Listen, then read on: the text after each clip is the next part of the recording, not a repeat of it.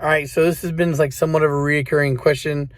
I got 3 people in one day in the DMs asking about it, so I'm going to address it the best I can. Again, this is the best I can. The VTC and the K24 and high compression pistons, right? There's nothing yet that I've seen out there to convince me that you cannot run a VTC or the 50-degree VTC with high compression pistons on a K24. There's a fuck ton of guys running out there running K24, K20s. Fuck tons of guys out there running K24s, K20s, right? So there's a lot of them to look at.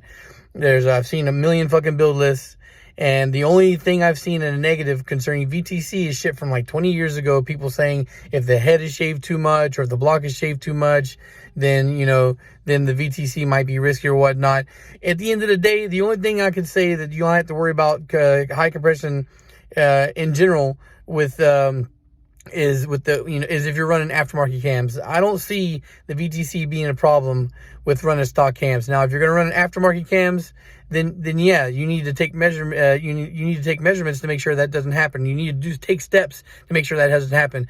And so when you guys are hitting me up, asking me what head gasket to run, I can't tell you that.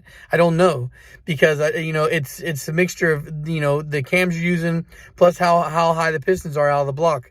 You need to have an assembled block in front of you and take measurements with a deck bridge to see what your piston to block or piston to deck clearance is. You need to measure that, and based on that is based on what you're going to run for a head gasket. So I can't tell you what head gasket you're going to use unless I got your block in front of me. And then still, to be 100% sure that those cams are going to be safe to use, they need to be properly degreed. Again, this is not something I can do by just telling you. I have to have everything in front of me, guys. So that's it. That's the only answer I've got for you. Again, super quick. I guess if you want a more definitive answer, you got to go